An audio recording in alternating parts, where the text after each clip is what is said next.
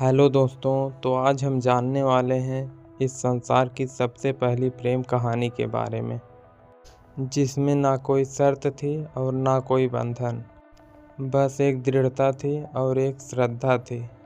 इस कहानी में रंग भी है और दुख का संग भी।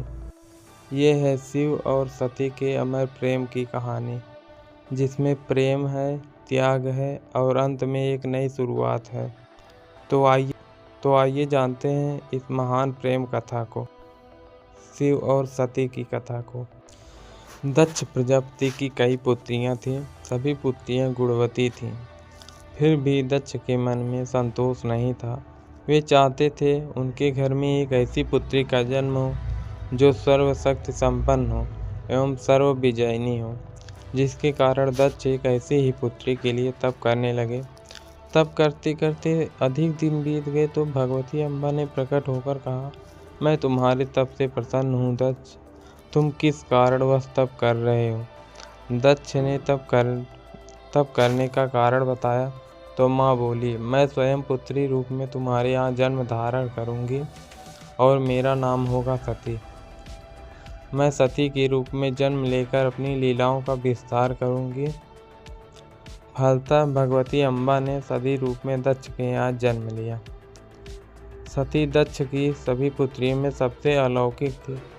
सती ने बाल्यावस्था में ही कई ऐसे अलौकिक आश्चर्यचकित करने वाले कार्य कर दिखाए थे, जिन्हें देखकर स्वयं दक्ष को भी विस्मयता होती रहती थी।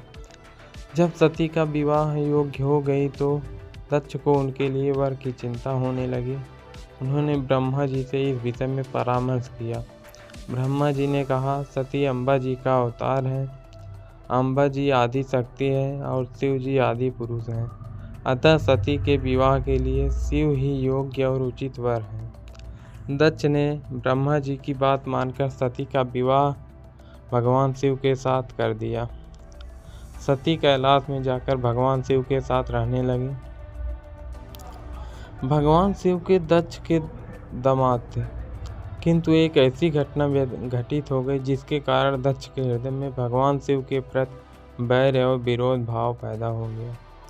एक बार देवलोक में ब्रह्मा ने धर्म के निरूपण के लिए एक सभा का आयोजन किया था।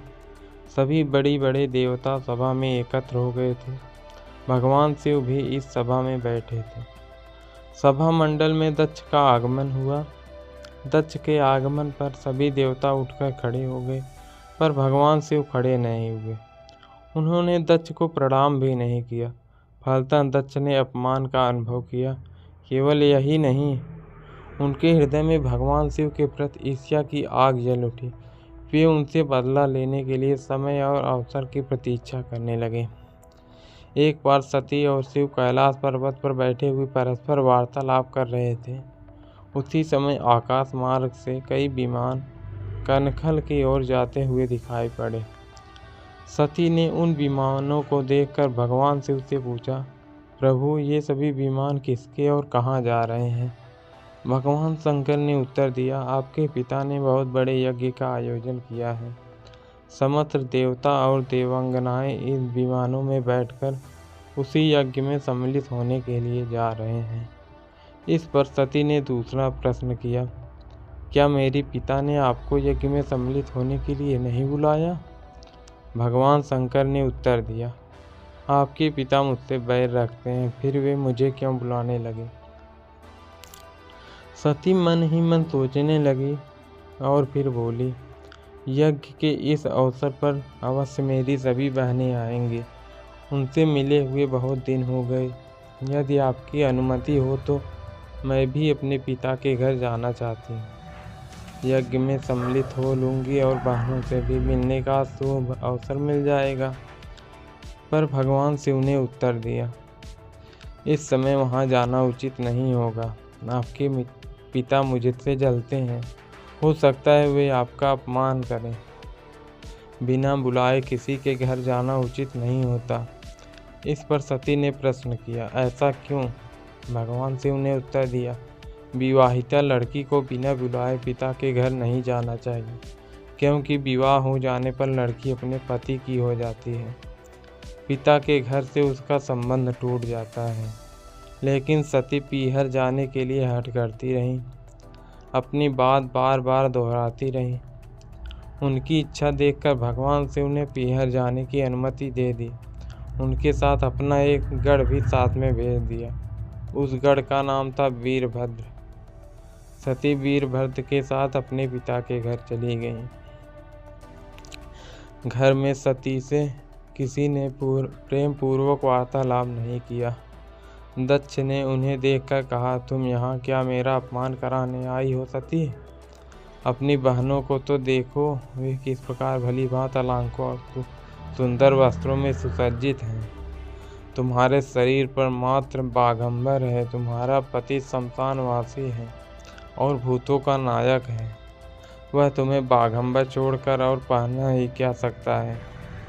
दक्ष के कथन से सती के हृदय में पश्चाताप का सागर उमड़ पड़ा। वे सोचने लगी, यहाँ आकर अच्छा नहीं किया। भगवान शंकर जी ठीक ही कह रहे थे, बिना बुलाए पिता के घर कभी नहीं जाना चाहिए। पर अब क्या हो सकता है, अब तो मैं आ ही गई हूँ। पिता के कटु और अपमानजनक शब्द सुनकर सती मौन रह गई। वे उस यज्ञ मंडल में गई जहाँ सभी देवता और ऋषिमन बैठे थे तथा यज्ञ कुंड में धू धू करती जलती हुई अग्नि में आहुतियाँ डाली जा रही थी। सती ने यज्ञ मंडप में सभी देवताओं के तो भाग देखे, किंतु भगवान शिव का भाग नहीं देखा। वे भगवान शिव का भाग न देखकर अपने पिता से बोले, हे पिताजी, यज्ञ में तो सबके भाग दिखाई पड़ रहे हैं, किंतु कैलाशपति का भाग नहीं है। आपने उनका भाग क्यों नहीं रखा? दक्ष ने गर्व से उत्तर दिया, मैं तुम्हारे पति शिव को देवता नहीं समझता। वह तो भूतों का स्वामी है, नग्न रहने वाला, हड्डियों की माला धारण करने वाला है। वह देवताओं की पंक्ति में बैठने योग्य नहीं है। उसे कौन भाग देगा? सती जी के नेत्र लाल हो उठे, उनकी भौहें कुटिल हो गईं। उनका मुखमंडल प्रलय के सूर्य की भांति तेज दीप हो उठा। उन्होंने पीड़ा से तिलमिलाते हुए कहा, ओह, मैं इन शब्दों को कैसे सुन रही हूँ। मुझे धिक्कार है। देवताओं, तुम्हें भी धिक्कार है।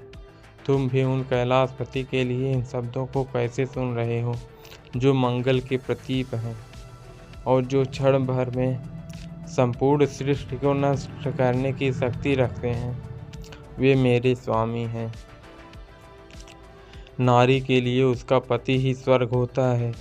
जो नारी अपने पति के लिए अपमानजनक शब्दों को सुनती है, उसे नरक में जाना पड़ता है। पृथ्वी सुनो, आकाश सुनो और देवताओं तुम भी सुनो। मेरे पिता ने मेरे स्वामी का अपमान किया है। मैं अब एक क्षण भी जीवित नहीं रहना चाहती। सती अपने कथन को समाप्त करते हुए यज्ञ के कुंड में कूद पड़ी। जलती हुई आहुतियों के साथ उनका शरीर भी जलने लगा। यज्ञ मंडप में खलबली पैदा हो गई। हाहाकार मच गया। देवता उठकर खड़े हो गए। वीरभद्र क्रोध से कांप उठे। वे उछल उछल कर यज्ञ का विध्वंस करने लगे। यज्ञ मंडप में भगदड़ मच गई। देवता और ऋषिमुनि भाग खड़े हुए। वीरभद्र ने देखते ही देखते दक्ष का मस्तक काट कर फेंक दिया। भगवान शिव के कानों में पड़ा ये समाचार। वे प्रचंड आंधी की भांति कनखल जा पहुँचे। सती के जले हुए शरीर को देखकर भगवान शिव ने अपने आप को भूल गए। सती के प्रेम और उनकी भक्ति ने शंकर के मन को व्याकुल कर दिया। उन शंकर के मन को व्याकुल कर दिया जिन्होंने काम पर भी विजय प्राप्त की थी और जो सारी सृष्टि को नष्ट करने की क्षमता रखते थे। वे सती के प्रेम में खो गए और बेसुध हो गए। भगवान शिव ने उन्मत्त के भांति सती के जले हुए शरीर को कंधे पर रख लिया। वे सभी दिशाओं में भ्रमण करने लगे। शिव और सती के इस अलौकिक प्रेम को देखकर पृथ्वी रुक गई, हवा रुक गई, जल का प्रवाह ठहर गया और रुक गई देवताओं की सांसें। सृष्टि व्याकुल हो उठी। सृष्टि के प्राणी पुकारने लगे, पाहि माम, पाहि माम। भयानक संकट उपस्थित देखकर सृष्टि के पालक भगवान विष्णु आगे बढ़े। वे भगवान शिव की बेसुधी में अपने चक्र से सती के एक एक अंग को काट काट कर गिराने लगे। धरती पर 51 स्थानों में सती के अंग कट कट कर गिर गए। जब सती के सारे अंग कट कट कर गिर गए तो भगवान शिव पुनः अपने आप में आए। जब वे अपने आप में आए तो पुनः सृष्टि के कार्य चलने लगे। धरती पर जिन 51 स्थानों में सती के अंग कट कट कर गिरे थे, वे ही स्थान आज शक्ति पीठ के नाम से जाने जाते हैं। आज भी उन स्थानों में सती जी का पूजन होता है, उपासना होती है। तो दोस्तों, कैसी लगी ये शिव जी और सती जी की कथाएं? दोस्तों, अगर वीडियो अच्छा लगा हो तो प्लीज़ वीडियो को लाइक करो और चैनल पर नए हो तो चैनल को सब्सक्राइब जरूर करो। दोस्तों, इसका पार्ट 2 जल्द ही आएगा। पार्ट 2 देखने के लिए वीडियो को लाइक करके चैनल को सब्सक्राइब जरूर करें। हर हर महादेव दोस्तों।